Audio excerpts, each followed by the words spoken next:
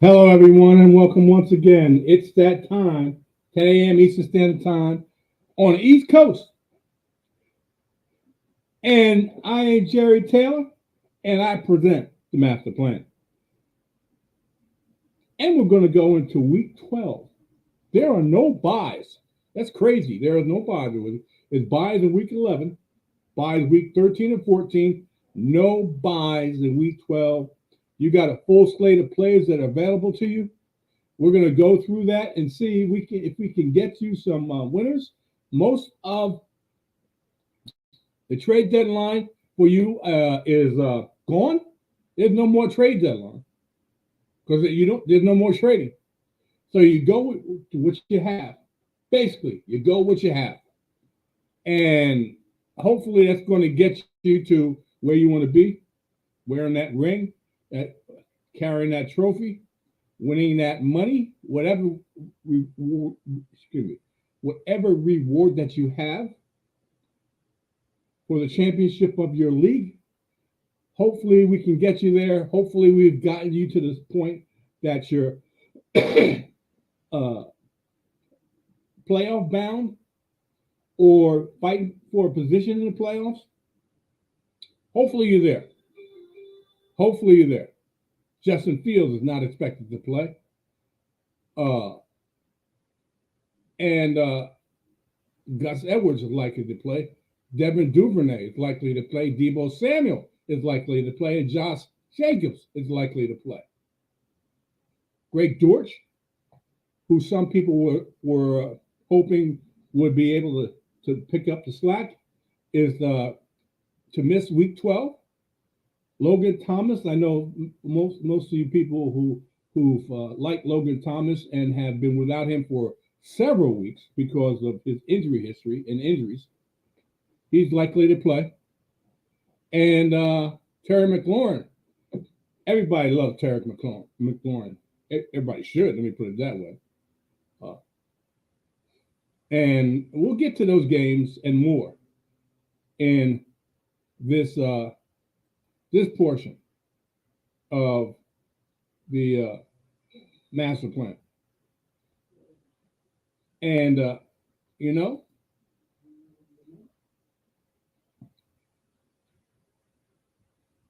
it's going to be a hell of a week, people. It's week 12. Week 12, man. The time has flown. It's only a few more weeks. 12, 13, and 14 for most leagues. And then the playoffs start 15, 16, and 17. And before you know it, the season's over. Sean Watson's got one time to sit. One time to sit. 1 week until he comes back. 3 games have already been played on Thanksgiving. Happy Thanksgiving to those who were able to enjoy Thanksgiving.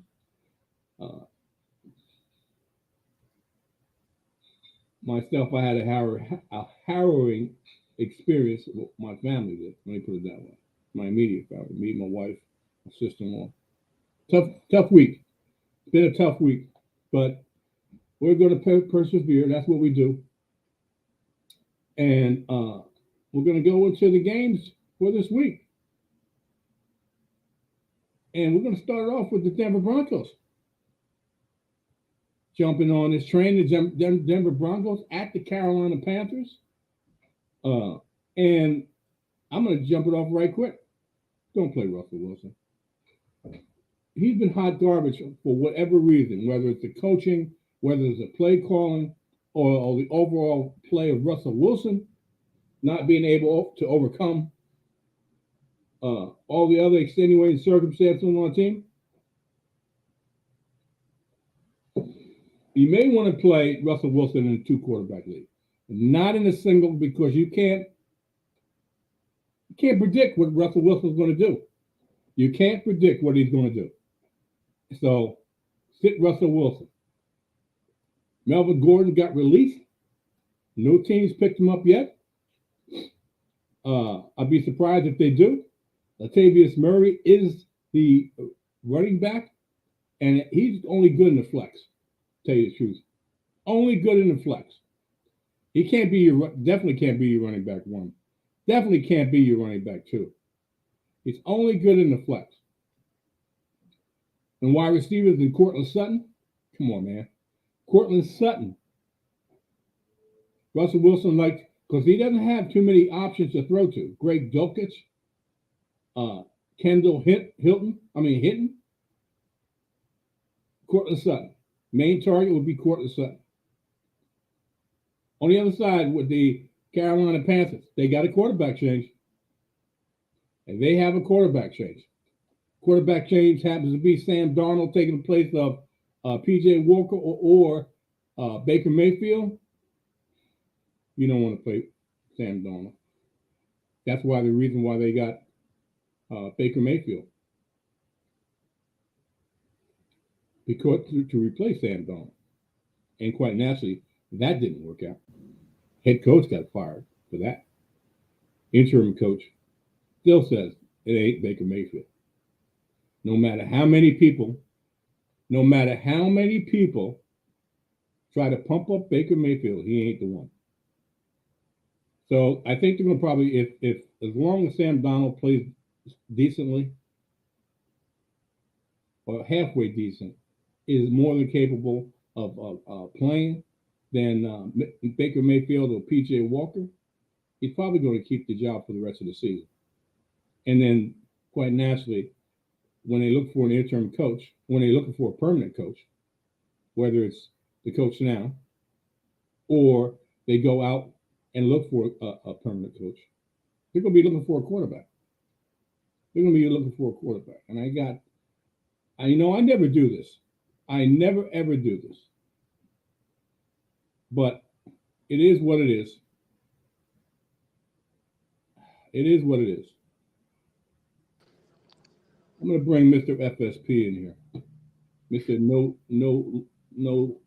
video FSP. Well, listen, Jerry, I love you like a brother, but I'm eating breakfast. So you can either have me on air eating, which I know you don't like. Hey, dude, be quiet. Or you can have me provide commentary in between the snacking. As you can hear, my dog wants some of my food.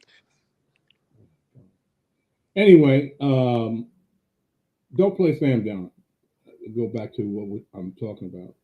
Dante Foreman is probably their best option in the offense. I can't guarantee. I'm going back and forth with DJ Moore, and the fact is that, in my opinion, they have a 1A and 1B in the wide receivers because they have a more than capable wide receiver in their second-year player in Terrace Marshall. 6 tall wide receiver with a wide catch radius and is capable of getting open and getting the best of 50-50 balls. And I think these guys, Sam Darnold's going to spread the ball around, and these guys probably won't even get double digits, 8, 9 points. Maybe a low-end flex play in DJ Moore and Terrace Marshall. I really like Terrace Marshall. And if he had a decent quarterback, he'd be busting it up. But he has the unfortunate time of dealing with Baker Mayfield, P.J. Walker, Sam Darnold. Now, hopefully Sam Darnold comes back and I wouldn't say he's a changed man, but I would say plays better than he has played in the past, hopefully. And I know the Carolina Panthers are wishing that too. But you expect the worst and hope for the best. Let me put it that way. That's how I feel about Sam Darnold and also the Carolina Panthers. Let's move on to the Tampa Bay Buccaneers at the Cleveland Browns. I'll take the Cleveland Browns. Mr. FSP will take the Tampa Bay Buccaneers. Of course. Over three over 300 yards. Jacoby Brissett threw for last week, and they still lost. I still like Jacoby Brissett in here, but not as a maybe as a second quarterback, not as a main quarterback in this situation. Quite naturally, Nick Chubb is the main crux of the offense. Maybe that will change when Deshaun Watson comes back next week. We don't know, but they're basically a running team and live off of play action. So you play Nick Chubb. Kareem Hunt has been, I don't know what the heck they're doing with Kareem Hunt. He's been a lost soul. He's been a lost soul in this offense. Whereas last season, he was a vital part. I don't know if they're protecting him or trying to downplay his value. I don't know. But Kareem Hunt is not a factor in this offense. You play Donovan Peoples-Jones, you play Amari Cooper. Jacoby Brissett likes to spread the ball around.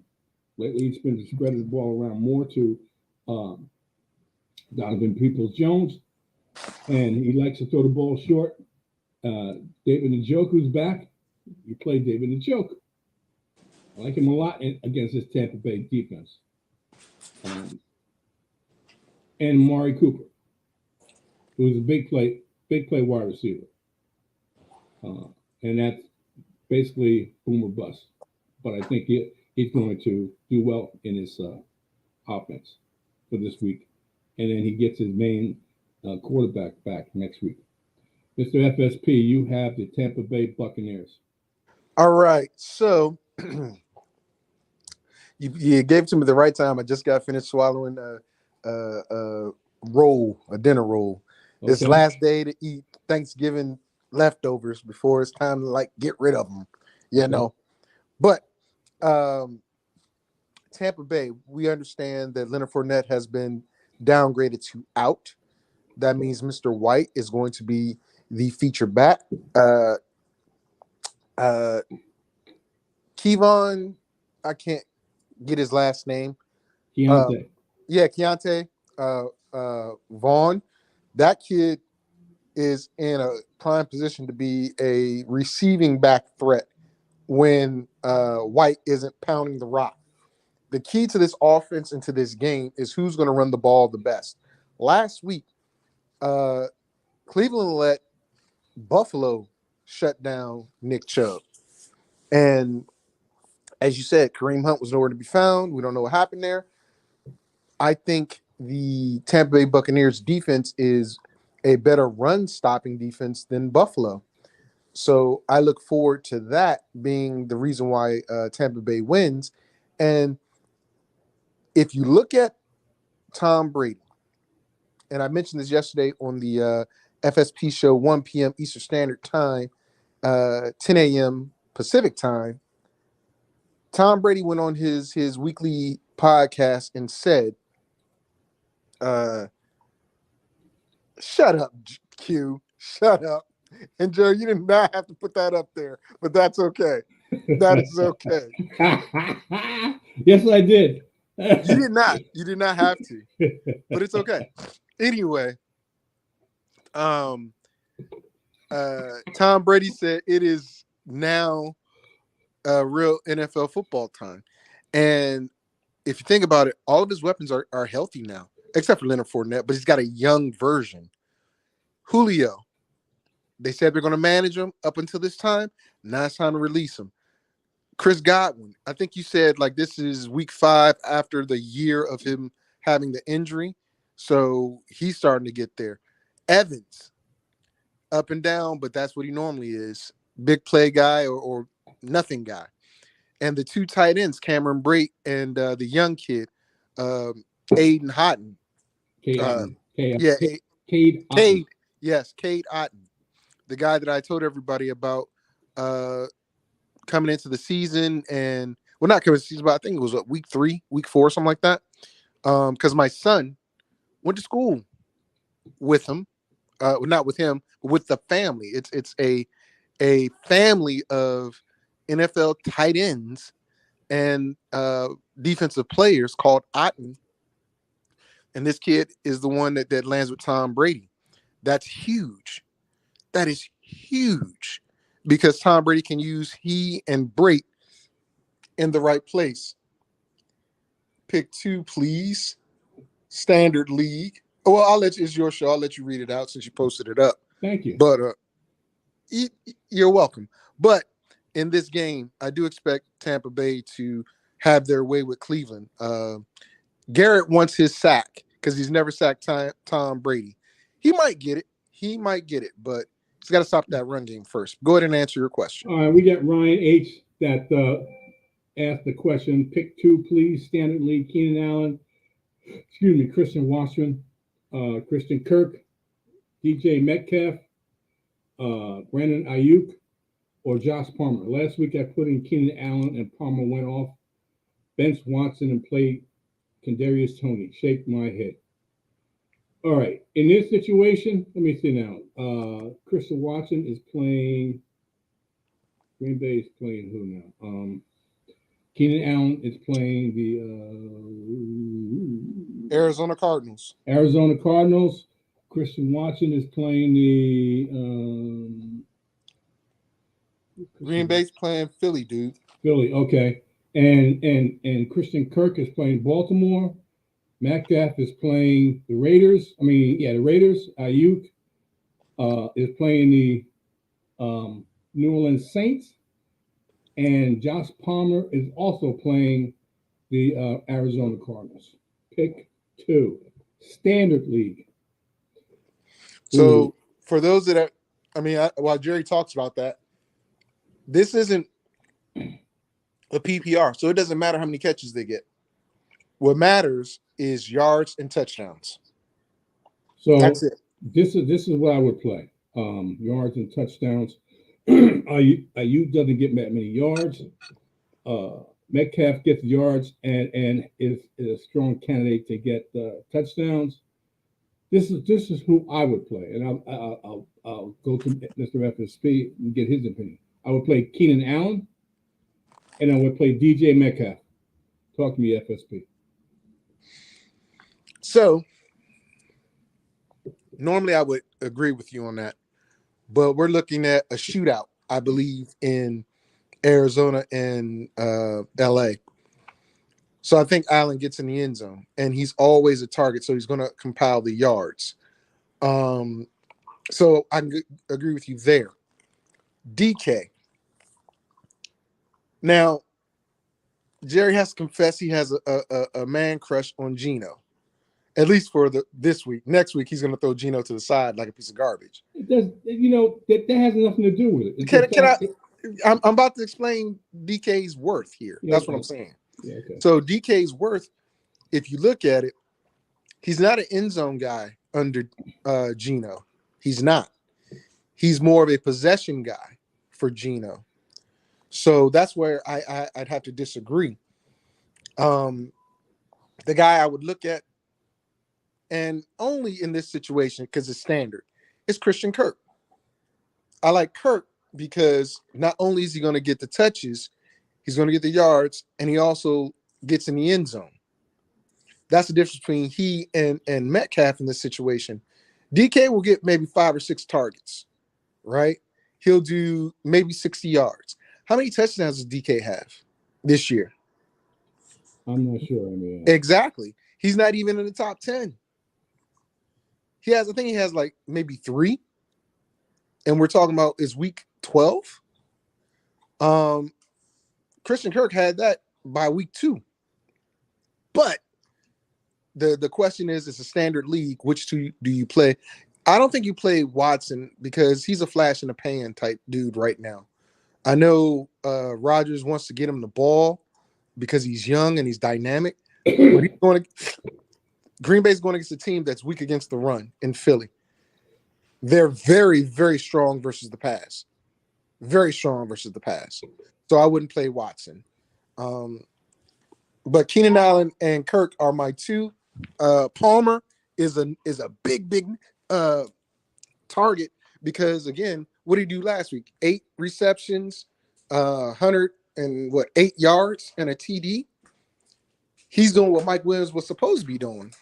So those are the 3, but out of the 2, I'm taking the 2 number 1 wide receivers on the teams. Well, okay. So the common one is Keenan Allen because he's the number 1, and it should be a shootout. We differ on Kirk and Metcalf. Ayuk, like I said, you got a lot of mouths to feed in San Francisco. Yeah, a whole lot. Got a lot of mouths to feed in San Francisco. And Josh Palmer, to me, Josh Palmer is like Tyler Lockett. That's a good example. Huge week last week, and he may disappear this week. Okay, he may disappear this week. All right, that's better. Anyway, that's how I feel about that, and that's how we both feel about that. Good question, by the way. That was a good question. That's a very good question. All right, we're going to let's go to this game here, which is a very interesting game. And by the way, I do have a DK Metcalf jersey on. I'm just not going to pick him in that scenario. All right, so we have a Baltimore Ravens at the Jacksonville Jaguars. I take the Jacksonville Jaguars, and Mr. FSP will take the Baltimore Ravens. Come on, Baltimore. Play some defense. Anyway. That's a personal request from Jerry, y'all. Yes, it is. I'll explain it later. Yes, it is. Play some damn defense. That's all I got to tell you. Anyway. What you mean is get some sacks and some turnovers because they're going to play defense. You just need them to play a strong defense. And they're playing in Jacksonville, which really scares me. But most people who watch football, who are a student of the game, know that the Jacksonville Jaguars do play better at home. So that's why I'm pushing for Baltimore to play a very good defensive game and turnover heaven in that vein. But we'll talk about the Jacksonville Jaguars, and Mr. FSP will talk about the Baltimore Ravens. I don't like Trevor Lawrence in this. Let me put it this way. I like him when he turns over the ball because he is turnover prone. He can turn the ball over. Fumbles and interceptions is what he does. Even though that Baltimore earlier in the year, I think they've gotten better against the pass.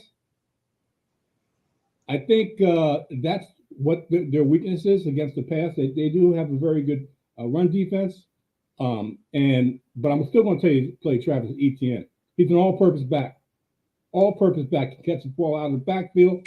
Can run the football between the tackles and outside left or right. You play Travis Etienne, one of Trevor Lawrence's favorite targets. You also play his favorite target that he likes throwing to a lot is Christian Kirk. You play Christian Kirk. You heard Mr. FSP talk about him. Just short time ago, you play Christian Kirk. He's the number 1 wide receiver, and he gets a lot of targets and touches. There's no way I'm going to tell you to play Zay Jones, Evan Ingram. No way. So those are the 2 options I have in Jacksonville. Mr. FSP, you got the Baltimore Ravens. Talk to me. All right. And Ryan, you're welcome. Best we could do for you. Now, Baltimore. Yep. There's a lot of opportunity in Baltimore to do well, believe it or not. Mm-hmm. Kenyon Drake should have a decent running game in this.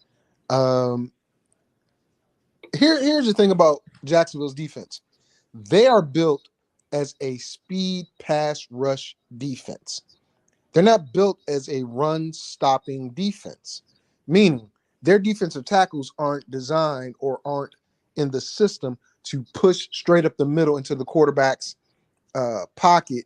Uh, they're there to contain them while Allen and the number one pick, I forgot his last name, come off the edges. Trayvon Walker. Trayvon Walker, yes. Oh man, if they had Aiden Hutchinson down there instead of Walker, woo, it would have been so much better. But anyway, and their linebackers are read and react linebackers. So what that does is that means, and believe it or not, I believe Jacksonville will play Baltimore to have Lamar beat them from the pocket, which he hasn't really done in his career. He hasn't beaten a team from the pocket. That's true. So I don't expect much out of the passing game outside of Isaiah Likely and Andrews. Again, I still believe Duvernay is their number one wide receiver, even though he's also their kick returner. That tells you a lot about this offense. Deshaun, excuse me? Very limited. Yes. Deshaun Jackson is there, but again, Deshaun Jackson in his heyday was explosive, but not so much so now. I'll be honest with you. He's just a guy, a jag, playing the Jaguars. So I don't expect much out of this offense outside of the running game, but that's something they excel at. They really excel at the run game. So Kenyon Drake, I believe Gus Edwards is supposed to play. I haven't seen anything on him yet, so I'm gonna take it he's gonna play. But that's where they're gonna make their money, in the run game. Mark Andrews, yes, you gotta play him. He's top 3 tight end, but outside of that, you got a crapshoot in the passing game. Yep. All right, you done? I am. All right, let's go to the Houston Texans at the Miami Dolphins. I'll take the Miami Dolphins, and this would be easy. Mr. FSP will take the Houston Texans, which also should be easy, because most of these players on both sides of the ball are no-brainers. Miami Dolphins. I'll just go down the names, and you got 2,000-yard wide receivers already, and the season is not even over. You got 5 more games left?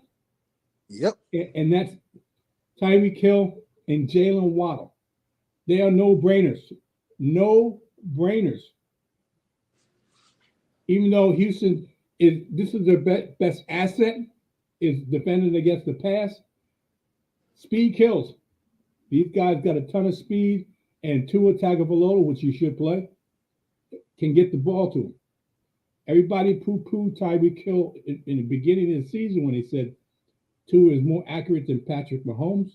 Well, guess what? He's shown he is.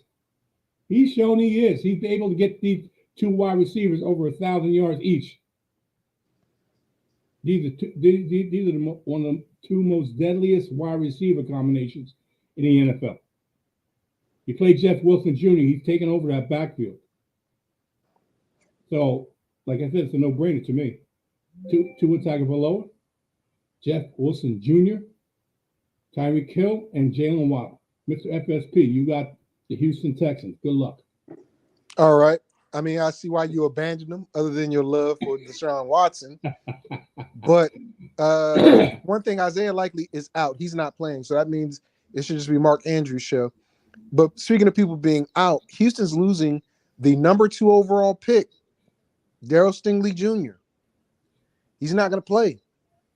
That does not bode well for that defense. Ooh. That was already not doing well. Yeah. Houston should have got my namesake Sauce. They should have got Sauce. They didn't get Sauce, but it's okay. Here's the thing. Honestly, you have a quarterback change in Kyle Allen coming in. I don't think that's going to be good for Nico Collins, Brandon Cooks, or Mr. Moore. That will be good, in my opinion, for Damian Pierce. I think Pierce has been bottled up the last 2 weeks, right? I think he's going to have a little bit of room this week. Not much, but I don't expect that passing game to do well in Houston. I don't. There's no Masseuse on the field. There's no Watson on the field. So, and there is no Davis Mills.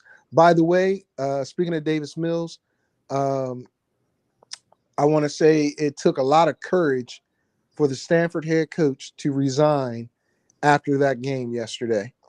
Uh, that guy is a legit coach, legit, and he's won and he's tried to do things with limited Assets. yeah, limited assets. Now, yes, he has Jerry Rice's son. He also has he has Emmitt Smith's son at running back, but you don't Right. have any maulers on defense and offensive line.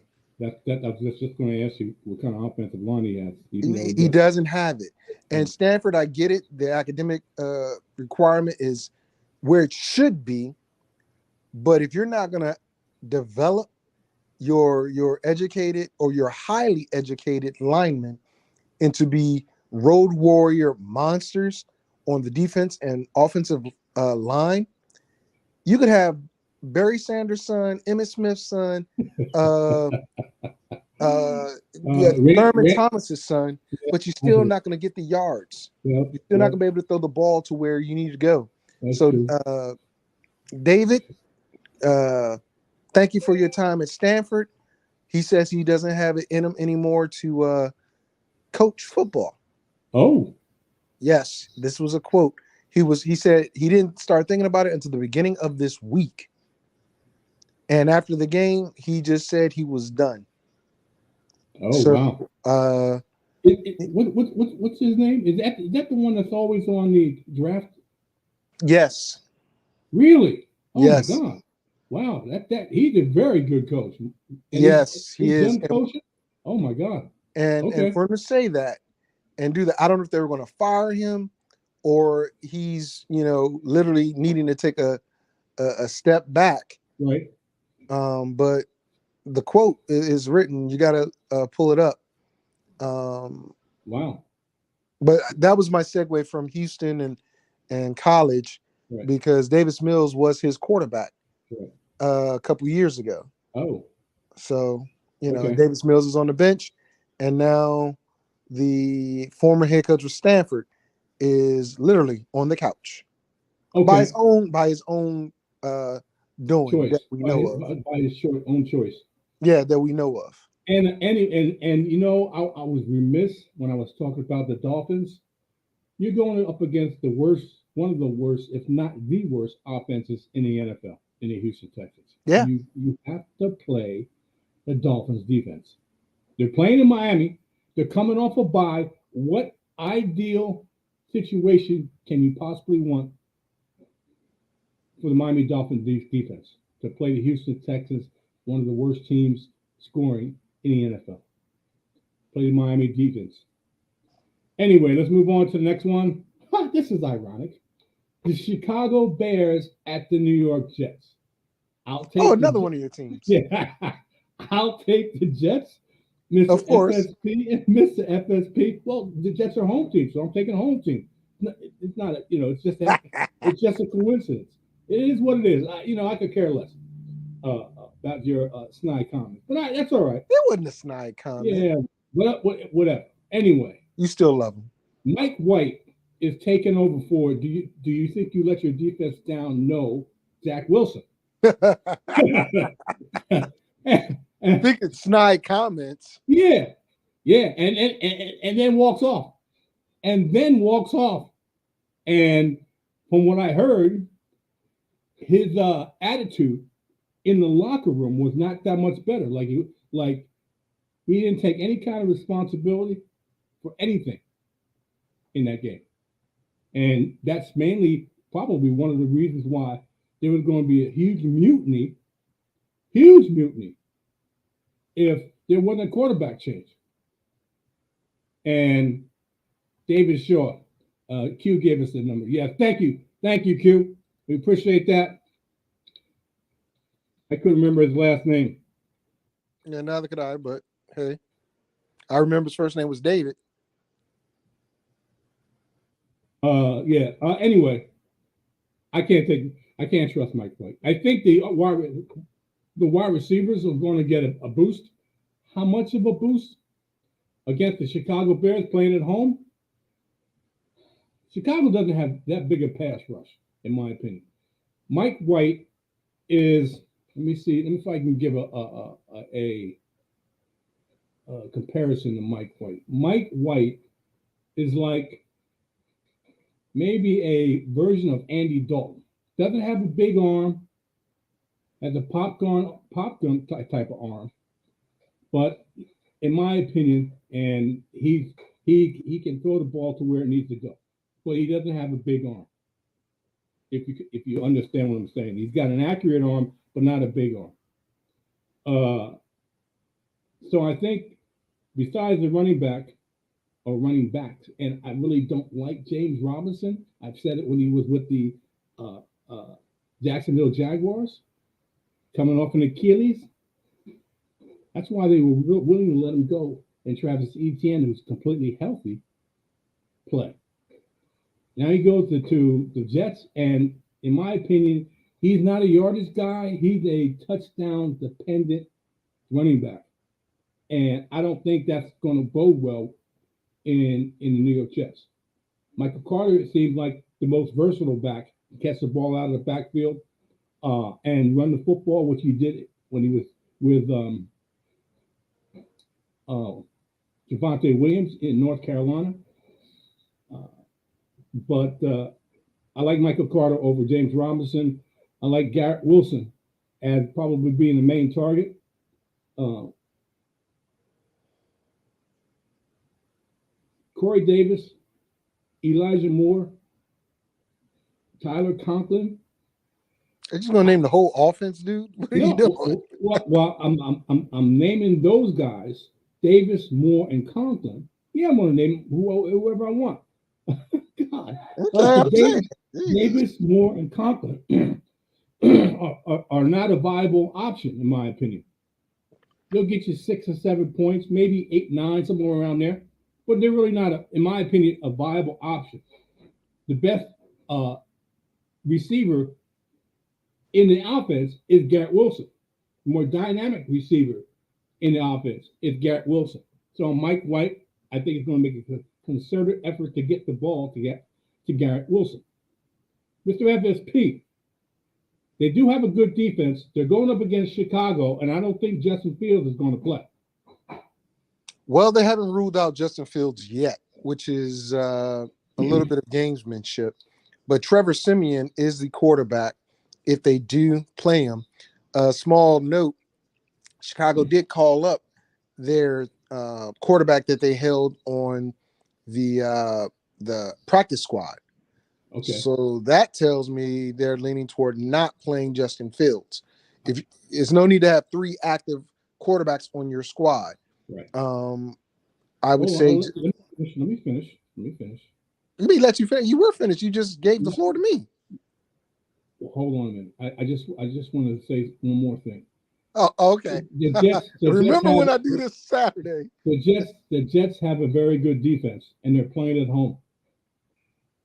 If it's no Justin Fields, if it's a less mobile quarterback, Trevor Siemian, if it's Trevor Siemian or whoever, I would play Jet. In fact, I would play Jets defense anyway because Justin Fields, if he plays, is going to be very limited. They're going to protect the hell out of it, and it's going to take away from his fantasy value. Yep. So I would play the Jets defense, regardless of who's the quarterback. All right, Mr. FSP, you got Chicago. I mean, I've been had Chicago, but you just decided to interrupt me in the middle. You got Chicago. Go ahead. Look at you. You remember now? Remember when I come at you? All right, you might as well take Q's question off Jerry's show. Vic, he can. Oh, okay, Q. Okay, Q. I'm gonna remember that Saturday. I'm gonna just interrupt every time Jerry starts talking and say, "Hold up! I didn't finish," even though I finished. I'm gonna do that to Jerry. Watch. Go right ahead, man. Anyway, I was gonna say with Justin Fields being limited, if he does play, he's not gonna be that much of value because one, he's not accurate, and he's getting most of his fantasy points from rushing the ball. He's a top 5 player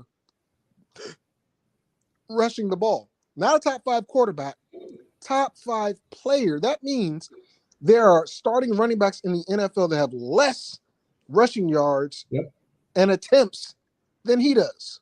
Yep. So put that in your pipe and smoke it.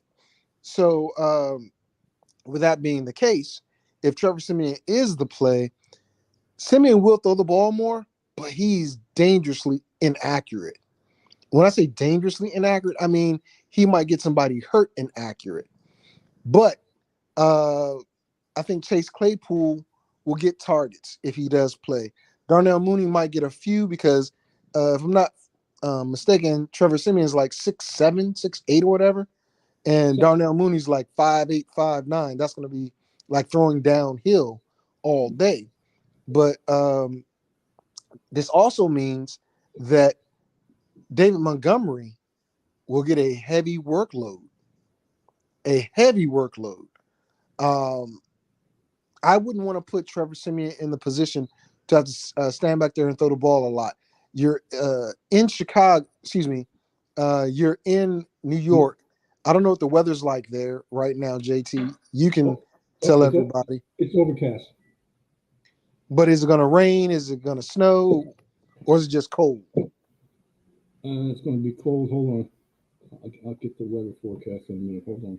I mean, well, you look out your window or something. But my point is there is going to be a heavy dose of David Montgomery. Either way, in my opinion, Cole Kmet will get in the end zone or have opportunities in the end zone if Trevor Siemian is the quarterback. I do believe. But that defense isn't a good defense. The problem is this. That defense is facing Mike White. So there's a really decent chance Chicago's defense plays well because Mike White is not, as Jerry described, a really good quarterback. He's a journey. Yeah, I ain't gonna say a journeyman, but he's not somebody that's worth it, in my opinion. Ryan has another question. Yes, Ryan has another question. Another twist to my question earlier. My opponent has Herbert. Is it better for me to start a Chargers wide receivers today or worse and hope for Herbert to have a bad game? Oh, we have a personal beef with that. Do not want Herbert to have a bad game. We're in it for let's explain that. So Ryan, we are in a Vegas league. Yes. And if we win this week, we win the league and a decent amount of money. Yes. And we go into the playoffs with Justin Herbert as our quarterback, probably the number 2 quarterback that'll make the playoffs, with Jalen Hurts being the number 1 quarterback that makes the playoffs. So we need him to play well this week. Yes. Here's the thing. You're in a standard league. And in a standard league, touchdowns are only worth 4 points from a quarterback. I don't know how many points you get per yards. In most standard leagues, it's like 50 yards equals a point, or 25 or something like that, right? So let's say he throws for 300 yards. Let's just say he throws 300 yards, which I think he will. If it's 50 yards per, that's 6 plus 4, that's 10 points from your quarterback. If he just throws like 1 touchdown, which I think he'll probably do maybe 2 or 3. So let's give him 18 total points in a standard league format, okay? Keenan Allen can get that by himself, even in a standard league. Because if you're going a point for every 10 yards and touchdowns are 6 points, he'll get 100 yards, so that's 10 points. He'll get a touchdown, in my opinion, which is going to total you 16 total points. And that's just, on his own, not having to play a whole game, and throw for 300 yards in a standard league. Playing both Palmer and him, you would definitely get more points, especially you want Justin Herbert to have a good game. Yes. Especially in a standard league where he's not getting as many points. Let me interject here. Now, would I play? Now you have S behind this wide receivers. I wouldn't play both wide receivers. For the Now, simple fact is this: I wouldn't put my eggs in one basket. I wouldn't put my wide receivers all in one basket. The number one wide receiver is Keenan Allen. I would definitely play him. We told you to play him before. I definitely played Keenan Allen, and that way you have diversity in your wide receiver position, not depending on your wide receivers for Justin Herbert to have a good day. You have another wide receiver that's a good choice, whether you choose Kirk, whether you choose DK Metcalf, or any of the other ones that you listed before. You still have diversification versus putting your your eggs all in one basket when you put Palmer and Allen into the lineup, hoping Herbert has a good day. So I would definitely play the number one wide receiver, which is Keenan Allen. And then we gave you two other choices, whether Kirk or DK, at the other wide receiver. That way, when Herbert, who's going to throw to his number one wide receiver, which is Allen, you'll be able to get some points if Herbert has a good day for your opponent. So it'll pretty much offset what your opponent does with Herbert when he throws to Keenan Allen. Is that a good enough? I hope that's a good enough explanation. I think that's a good explanation, Ryan. Just here's what I would do, and that's why I didn't give you Palmer uh, in my explanation when you asked what two to play. Mm-hmm. You know that his favorite target is Allen. Yep. We know that. Yep. He's going to get the most targets. What he does with those, I don't know, but going against Arizona's defense, those corners aren't that good. So yes, both receivers have the potential to explode. But for me, I'm with Jerry. I'm like, okay, do I play both these wide receivers, or do I diversify a little bit and say just in case one doesn't blow up? Like you said last week, Keenan Allen didn't do much for you. I think he had 100 yards though. I don't know, but Palmer did get a score and he had 100 yards. So if that happens again, where one blows up and the other doesn't, then you're stuck with, points on the bench from, Kirk or Metcalf or the other guys. Yep. But again, if both do blow up, then you still leave points on the bench. But I personally, I'm not worried. I actually want Keenan Allen to have a good. Well, of course, you want Keenan Allen to have a good game. I want Justin Herbert to have a good game because that means Keenan Allen most likely will have a good game. You got to remember the tight end's not playing. Yep. Justin Everett is out. Gerald Everett. I'm sorry. Mm-hmm. So either Eckler's going to get more touches, Spiller's going to get more touches. Somebody's going to get more touches to cover for that tight end. Somebody is. I don't know who, but somebody is. All right, let's move on to the next game, which would be the Cincinnati Bengals at the Tennessee Titans. I got the Titans. Mr. FSV will take the Bengals. Derrick Henry left. Derrick Henry right. Derrick Henry up the middle. Along with, this kid's coming on. Not the other veteran wide receiver, but this rookie wide receiver. I think he got over 100 yards last week with a decent amount of catches and targets. I think he gets in double digits today. You can use him as a flex if you like to. Talk about Traylon Burks. That's the only two players that I recommend you playing from the Tennessee Titans. Derrick Henry, Traylon Burks. Traylon Burks definitely a flex. Derrick Henry running back one. Mr. FSP, you got the Bengals. The Bengals without Joe Mixon. The Bengals without Jamar Chase. Even though Jamar Chase has not been officially ruled out, I expect that to happen within the next hour or so.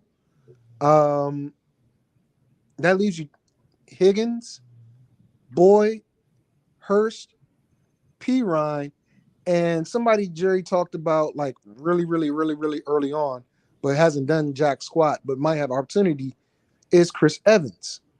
Chris Evans now becomes the third down back, or the change of pace back for Cincinnati in this game. Do I see a big game for Samaje Perine? Last week, he caught the ball out the backfield for 3 touchdowns. I don't think he's going to get 3 touchdowns receiving this week. But at the same time, Tennessee isn't that hard to run on. You can run on them. You can also throw on them. But I don't know if Burrow's going to have that type of time to throw the ball. But I've been asked by a few people, do you play some Samaje Perine? I said, yeah, I'd play him. So some people have picked him up off of waivers, which is fine. But don't expect a great deal. Not in this game. It's not like he's new to the system or he hasn't played a lot, because he's played in every game this year as a third down back. But now he's the lead back, and we'll see what he does with it. I'm not sure if he's going to do much, but definitely T. Higgins. Last week, I think he had 8 catches on 12 or 13 targets, kind of skunking Tyler Boyd to the very end, pretty much. Yeah. But him and Hurst are going to be the go-to guys. All right. They're going to be the go-to guys. All right, go ahead. Ryan H. Again, that's all right. We like the questions, man. Thanks. Did you already talk about the Jazz game? Here it will be 15 miles per hour wind for the Jazz game, so that kind of makes Kirk iffy, even though he gets the targets in the red zone. Well, we had told you to play Keenan Allen, and Mr. FSP said Kirk. I said DK Metcalf. Kirk is still the number 1 wide receiver. He's still the number 1 wide receiver. I would if you decide to play Kirk, I would still play him. They're playing, like I said, they're playing home. They play better at home, and he's the number 1 wide receiver. They're gonna look for him. If it's 30-mile-an-hour winds or up, then I would pause. But it's only 15-mile-an-hour winds, so I'm not going to say that's going to be a constant speed of the winds. It's probably going to gust about 15 miles an hour. No, I would play Kirk. If your choice is to play Kirk, I wouldn't worry about if it being only 15-mile-an-hour winds. Mr. FSP, your thoughts? I would say this, Ryan, and if this is Ryan from our league, who's the Patriots fan, I love you, brother. You said some harsh stuff to me in a private chat that got you banned from the league, but I'm always willing to welcome you back in. Oh wow. If this is you. Okay. But in reference to this situation, if you have trepidation on playing Kirk because of 15-mile-per-hour winds, I understand. Go with Metcalf. But understand that Metcalf in a standard league is going to be touchdown dependent because he's not getting all those targets. And he's not getting all those opportunities to get in the end zone. He doesn't have many touchdowns. So, again, I would say think about that. If this is where you're going, hey, I don't know if I want to play him because of the win. Look, I call him Sunshine, but that's not his real name. Trevor Lawrence is a 50-50 ball thrower, no matter what the wind conditions are. He does have a strong arm. It's just a matter of how Doug Peterson wants to employ that arm in inclement weather. So just think about it. I'm still going with Christian Kirk. Definitely not a Pats fan here. LOL. Must have been another Ryan. LOL. All right, cool. All right. Then you're good to go. You can still come join the league, though. We might need you next year. All right, let's move on to so what's your about Cincinnati? Joe Burrow? Samaje? Yeah, I was done. I said, okay. Okay. Higgins and Hurst are your main guys to play. Of course, Joe Burrow, but I wouldn't expect much from Perine. He's a starting running back in a up-tempo offense, so If you got him, play him, You- but don't expect much from him. okay. So let's move on to the next game. The Atlanta Falcons at the Washington Commanders. I mean, we could switch on this, but it's okay. You know what, Mr. FSP, I'll give you that courtesy. Thank, Okay, I thank have you. no problem. Mr. FSP will take the Washington Commanders, which happens to be his team. I'll take the Atlanta Falcons. Mr. FSP, you're on. All right. So the Commanders, they're going to be hurting guys. St. Juice, the young rookie cornerback that's about 6'2" and plays really well, he's out. Chase Young not playing. Cole Holcomb, who hasn't played in the past couple of weeks, is out. Um, so the defense is going to be down at the at the cornerback position, right? That front four has been very, very good without Chase Young. So I don't expect anything to change there. The problem is this: can they stop the run? And if they stop Cordero Patterson, there's still Tyler Algier. There's still Caleb Huntley. So they got to stop the run game. If they do that, it's a ball game. On the flip side, Washington loves to run the ball. This is going to be a quick game. Washington loves to run the ball, and they have the dogs to do it. Brian Robinson is not a fantasy play just yet. I think next year he's going to be a dominant fantasy player, but this year he has to learn how to run in the NFL behind his pads. He likes to stop his feet once he hits the hole and encounters a couple of hitters. Once he encounters some contact. But the play there is actually Antonio Gibson, who ironically lost his starting job to Brian Robinson. With the kick returner out, Dax Millen, I don't know if it's going to be Curtis Samuels. I don't know if they elevated Patterson to the active duty or active squad. But somebody's got to return kicks. And if it's Gibson or Curtis Samuel, Washington will be in good position because they'll make great decisions to get the ball. I expect Scary Terry and Logan Thomas to have very good games. Watch out for Jahad Dotson. Before he got hurt, the kid was on fire. He was their leading touchdown receiver. So I'd be careful there. Joey Styles or Sky, whatever his name is, Sly, he's too erratic. Don't even bother playing him. Leave him on the waiver wire unless you really need a kicker because you're streaming kickers. But it's going to be that type of game. I don't expect it to be a great deal of points, but I do expect a lot of running in this game. I'm done. All right, Cordell Patterson. Most people like Cordell Patterson. If not for his kick return, he would have had a garbage day. Here we go. No, I'm just saying he would have had a garbage day. Okay. That's a fact. Okay. Okay. He's in a running back by committee with Tyler Algier. I like Tyler Algier in this game. Cordell Patterson. It's going to be a running back / wide receiver in this game, quite naturally. I'm not too big on Drake London, and I'm not too big on Marcus Mariota in this game. The only plays I would put in there, and this is strictly a flex, no more, strictly a flex, would be Tyler Algier and Cordell Patterson.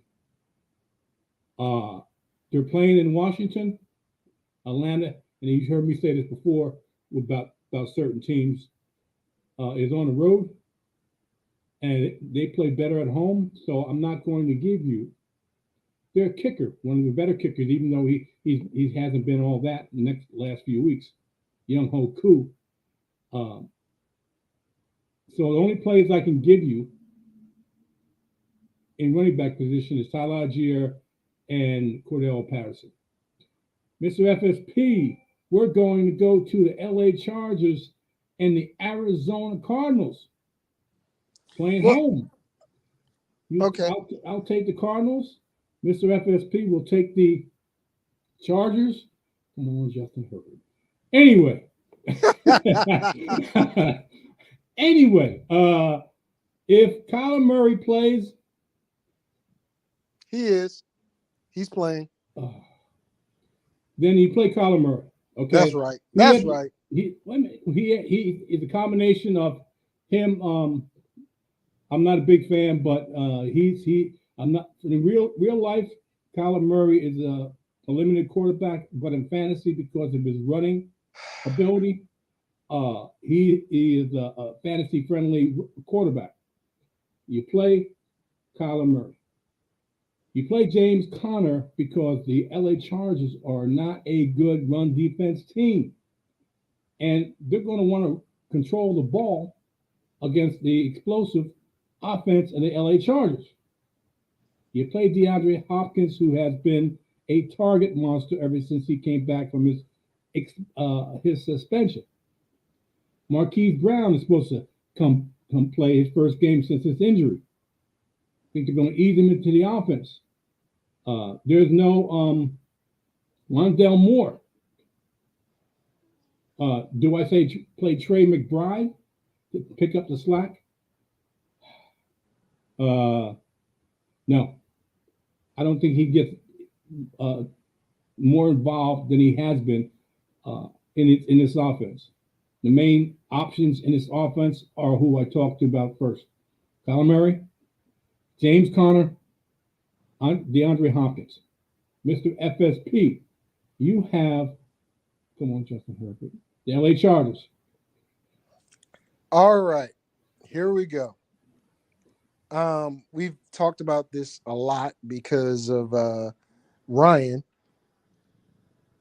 I expect Justin Herbert to throw for 350 or more. I can see this as a 400-yard game for him. I really do. Only because of the corners. What? I don't know what that said. What did that say? I just what? I I just just saw. saw turd on screen. A turd. What is he talking about? I don't know. I don't know. Well, he saw you. He ain't see me because I don't have nothing except my picture. But anyway, I think you have a big opportunity here to get fantasy goodness. I think Austin Eckler will be key in the screen game because Buda Baker's going to have to come down and take him. If Buda Baker comes down and takes him, Jefferson is going to have to pick his poison. Is he going to help cover Palmer, or is he going to help cover Allen, or DeAndre Carter? Don't forget DeAndre Carter.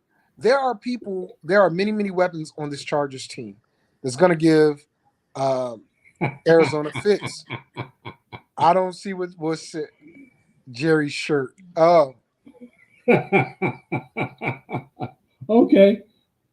well, I mean, it might. He just said, I just saw some turd on screen. And Yeah, I know. And then he talks about the shirt. Q's my man. Q's my man. So, of course, you suck, Jerry. But yeah, okay. As I said, this isn't my personal preference or desire to have Justin Herbert throw for 400. I literally think he's going to throw for 400. It's not at home. It's in Arizona. And I'm telling you, something's telling me this is going to be like a 40-something to 30-something type game. Ooh, really? I really think so. Okay. I really think so. I think the defenses are going to be lacking in this game. So I play everybody. I really would. Okay. You done? I'm done. Okay, let's go to the Las Vegas Raiders at the Seahawks. I'll take the Seahawks. Mr. FSP will take the Las Vegas Raiders. You play Geno Smith. Las Vegas is Raiders defense stinks. You play Trayvon Walker, same for I mean not Trayvon, Kenneth Walker the third, for the same reason. You play DK Metcalf and Tyler Lockett. Four players. Lockett, Metcalf, Walker the third, and Geno Smith. This, in my opinion, is going to be a high scoring game. I think it's going to be a high scoring game. Unfortunately, Derek Carr may have a good game. Unfortunately, but I think this is going to be a high scoring game. I like what I like in Seattle. Mr. FSP talked to me about the Derek Carr and the Las Vegas Raiders. Well, again, I can't say I want Derek Carr to have a bad game because Q has Derek Carr in our league. I know we're facing Derek Carr, but Q has a feeling about Derek Carr. And most of the time when Q has feelings about something when it comes to the football, he's not wrong. So I will say this. Josh Jacob is trying to play. He's listed as he's going to play. I don't know how many snaps he's going to play. That's dangerous. He has a calf injury. Ooh.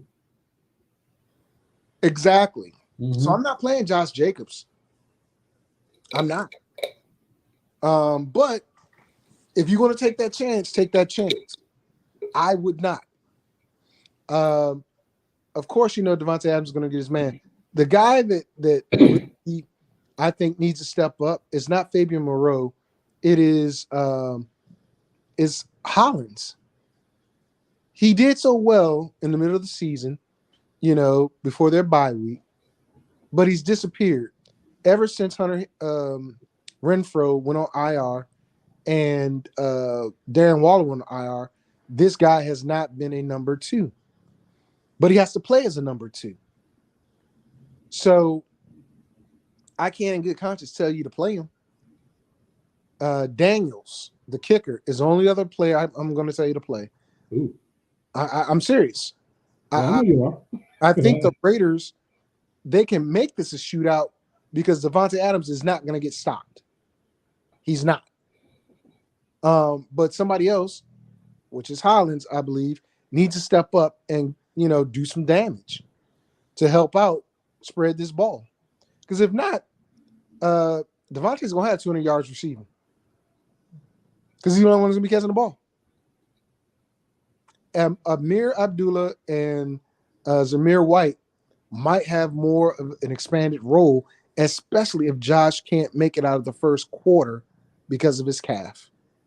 That's what I got. All right, let's move on to the next game, which would be the LA Rams, the depleted LA Rams, against the Kansas City Chiefs. Bryce Perkins is the quarterback. John Wolford, who is the second quarterback, is hurt also and won't play.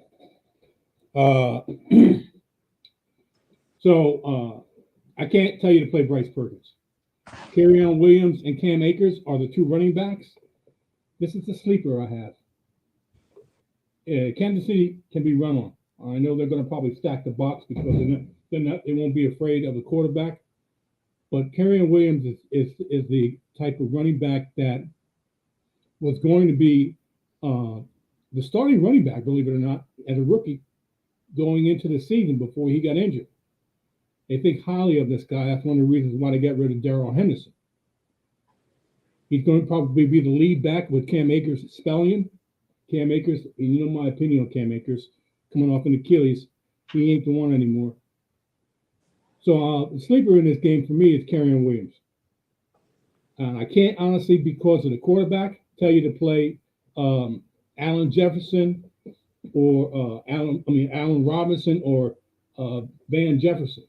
Can't tell you. I can't. I can tell you because don't play. Robinson has been ruled out already. Oh, is that right? Okay, he's out. Then Forget the passing game. Exactly. I can't give you anybody. You got a third string quarterback that hasn't played much or at all with the starting wide receivers. No continuity there. they're going to rely heavily on the run games. I can tell you that now. They're going to rely heavily on the run game and try to shorten the game and stay in the game against Kansas City. I'm surprised that Vegas is not taking this game off the board. No Matthew Stafford, Yeah. no Cooper Kupp, now no Allen Robinson. You're shaky at the running back position. The defense is nowhere near what it was last year. Kansas City is a 16-point favorite. Okay. 15.5-point favorite, that is. So that's 16 points. Do me a favor. What? I gotta step away for a minute. I need you to talk about Kansas City until I come back.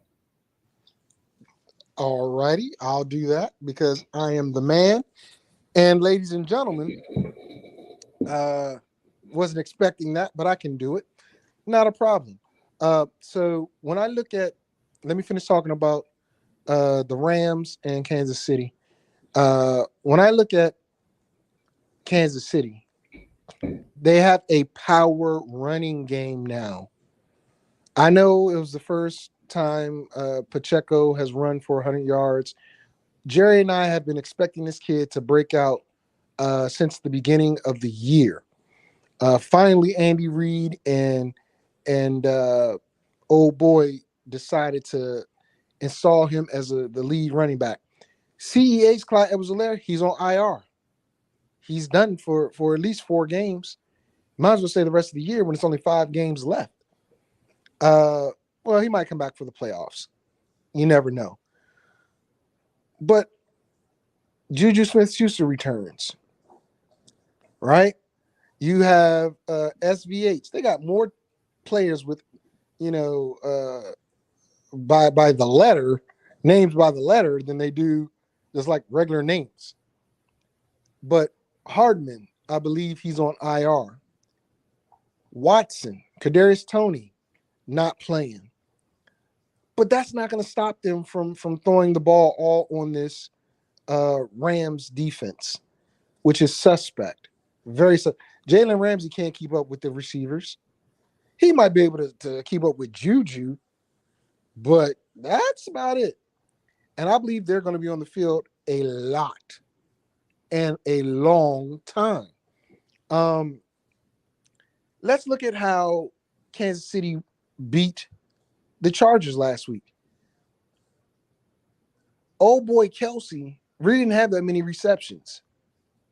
Didn't have that many yards. But he got in the end zone a lot. I think 3 touchdowns. So when I look at this team going against a very depleted offense in the Rams, I got to believe that they're going to put up major points. Once upon a time, this could have been a big shootout game. But you have Cooper Kupp on IR, no Allen Robinson. The running game sucks. No Matthew Stafford. Van Jefferson is the top guy in this game, along with Schwartz, Stravinsky, I believe his name is, and not T. Higgins, but the tight end. But that's not enough to beat Kansas City. It's not enough. Kansas City can beat you in so many ways. I think, especially if you can get them and you have a defense that's not like a top 5 defense, I would get Kansas City and play them just this week against a 3rd-string quarterback with depleted offensive weapons. They might feast and have like the highest scoring defense of the week. Just my thoughts. Okay. You done? You're back, so yeah. Okay. So let's go to the next game, which would be the one of these 4:00 games, New Orleans Saints at the San Francisco 49ers. I got the Niners. You have the Saints. Are you yawning? Are you boring yourself? No, I'm not yawning. I'm just sighing. But I'm trying to figure out it, and I'm on the fence about playing Jimmy Garoppolo in this game. I think he's been playing well for the last few weeks, so I think I would go with him playing Jimmy Garoppolo. Um, but since there's no buys and you're not um, hurting for a quarterback, unless he's Sam Matthew Stafford or someone that's injured like yeah, Matthew Stafford or whatever, I would play Jimmy Garoppolo in this game. Quite naturally, you're playing Christian McCaffrey. Uh, Brandon Ayuk is a flex at best. He like I said, there's a lot of mouths to feed in his offense. And Debo Samuel is one that you would want to play. Quite naturally, you play George Kittle in this game, and I think there's going to be a lot of scoring opportunities, whether in the touchdowns or field goals. And I think one of the most reliable kickers in the NFL will be Robbie Gould, and I would definitely play him in this game. And one of the best defenses. They're playing at home. They're playing Andy Dalton and that offense with limited assets in a receiving game. In the Saints, I would play the San Francisco defense in this game. Mr. FSP, you got the Saints. Well, I'll say this: you forgot Elijah Mitchell, but like you said, it's a lot of miles to feed. The Saints have very little to stop all of those mouths. Somebody's going to eat. Somebody's going to eat a lot. I believe when you look at the Saints, who are somewhat in disarray, they only have one turnover in the interception department from their secondary all year. That's not good. That means the team isn't playing the ball as much as they should when it comes to the secondary. So that defense is going to be beat up a lot versus that 49ers offense. Can the offense stay with that 49ers offense? No. I don't believe that a Alvin Kamara, Taysom Hill, Chris Olave combination with Andy Dalton as quarterback will be able to keep up with San Francisco. I think you're just expecting too much. The only persons you really must play in this game are Alvin Kamara and Chris Olave. Everyone else is a product of what if.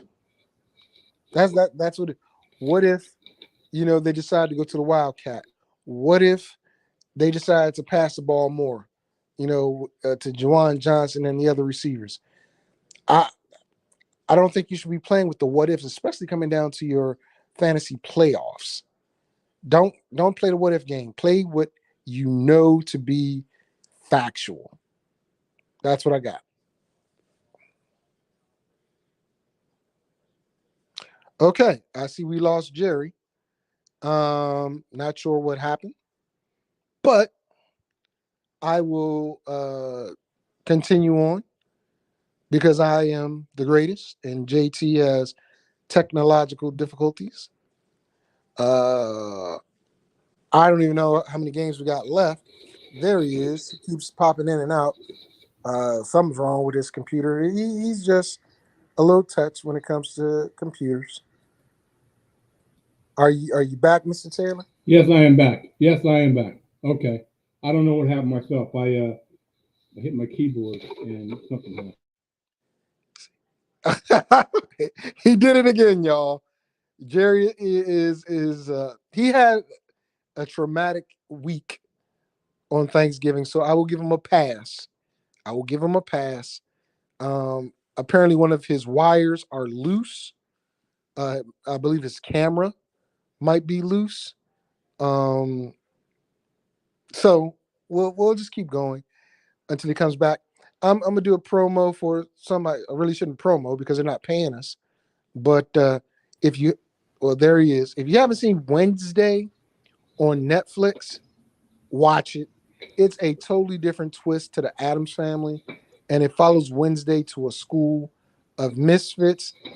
It's 8 episodes, about 50 minutes long each, and I binged it last night. I binged it last night, and it was really, really good. It has Ricci, who played Wednesday as we were kids when we were not when we were kids, because I wasn't a kid. I was somewhat of an adult. But she's in it, and Jerry keeps falling in and out of his own stream. Okay. I figured I'd keep talking until he was ready, and he should not touch anything else or move at all, because if he does, he's going to knock out his signal. So I suggest that he just stay still and don't do anything. Calm down. Just. I'm just trying to help you out. Yeah, okay, no problem. Anyway, let's move on to the next game, which would be the Green Bay Packers at the Philadelphia Eagles. I'll take the Eagles, and Mr. FSP will take the Packers. Hurts, Miles Sanders, A.J. Brown, Devontae Smith, and their kicker, Jake Elliott. Those 5 players I would take. They're going to get into the scoring quite a bit with against the Packers, playing at home. And Jalen Hurts, who still is in the running for the MVP, in my opinion, is going to take advantage of the Green Bay Packers defense. Along with Miles Sanders, the Green Bay Packers are vulnerable against the run. Play better against the pass, but you have A.J. Brown and Devontae Smith as options that Jalen Hurts has to throw to. And I don't think that they can be stopped by the Green Bay Packers pass defense. Mr. FSP, you got the Green Bay Packers. It'll be real quick because it's 3 names: Dylan, Jones, Watson. That's it. Okay. No Lazard. Nope. Okay, no problem. Pittsburgh Steelers, Monday Night Football at the Indianapolis Colts. I'll take the Colts. Mr. FSP will take the Pittsburgh Steelers. Even though I hope this guy does not have a good game, I think he will against one of the worst pass defenses in the NFL. You play Michael Pittman Jr. and Paris Campbell. You got a veteran quarterback that knows how to get the ball to his wide receivers, and since he's been brought back to play to control the offense, he's played better, and those wide receivers have played better. Quite naturally, he's back to his old self. You play Jonathan Taylor. Mr. FSP, you got the Pittsburgh Steelers. Pity pat, pity pat, pity pat, pity pat. Listen, that defense has gotten a lot better with T.J. Watt.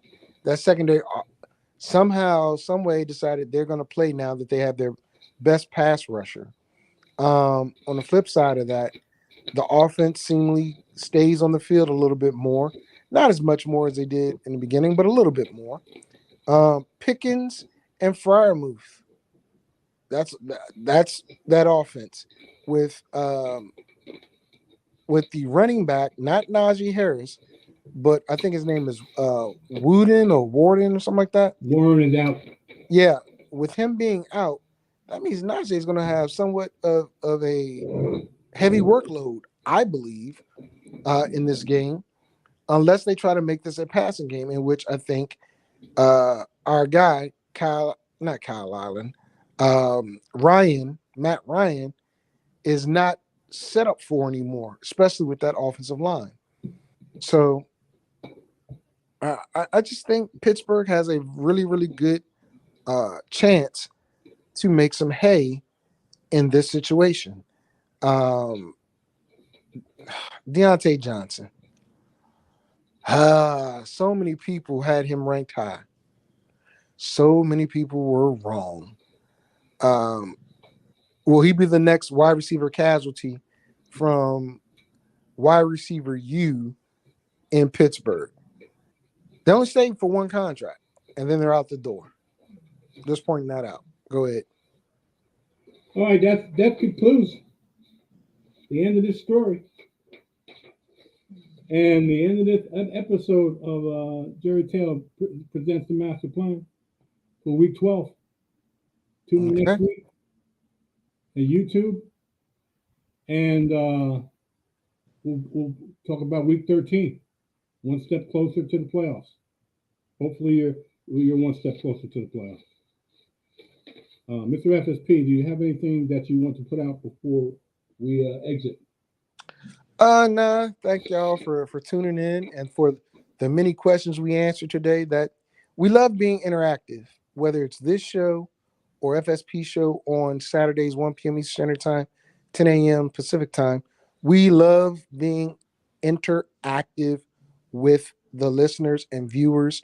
We want to apologize for all the technical difficulties that we experienced, or at least on one end. So I'm just saying, I want to apologize to them for it because they didn't expect it, and it was something that could have derailed the show. But we thank you for sticking with us. Q, we love you, brother. Be safe on that rig. And I believe right now JT is going to give you guys Q's teasers. No, I'm not. You're not? No. Okay. All right. I guess he's not. I don't have them available. I've been trying to locate them, and I can't. I have them. Okay. Well, then you can push them out there.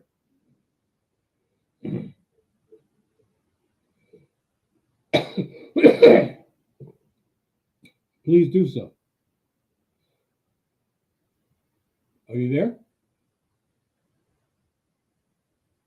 Mr. FSP, are you there? I am, but it seems as though I can't jump screens as a viewer. I'd have to be in the studio, or I have to be controlling the jump screens and stuff like that. But I can tell you that he has, on a teaser, is 6.5 points given in either direction, right? So he has Atlanta getting 6.5 points, making it a 10-point loss, and you can win. He also has, let me see. Can you hear me? Yeah, I can hear you. Okay. He has Miami getting I have to call you back. Go ahead. Hold on.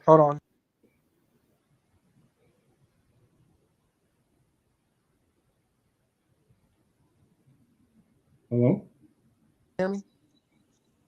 I can't hear you now. Okay. He has Tampa Bay with the 3.5. Cincinnati with the whoa. Hold on.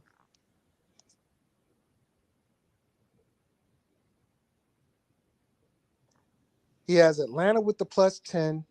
He has Tampa Bay with the +3.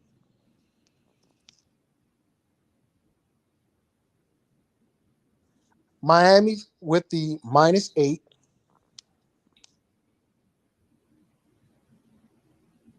Vegas with the +10.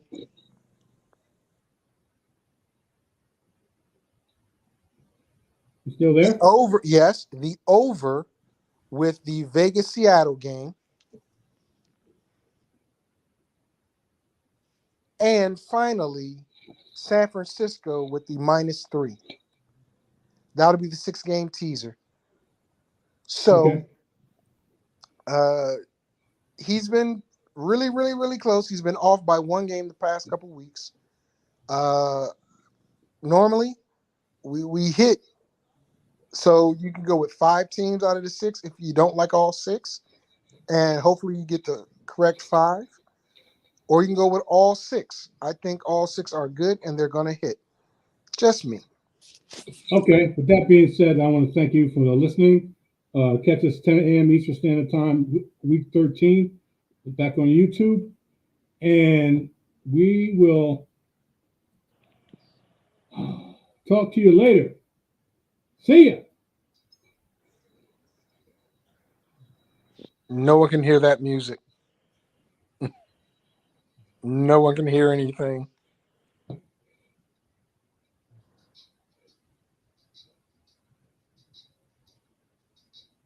Yeah, we can't hear that, bro. We can hear 10 to 10.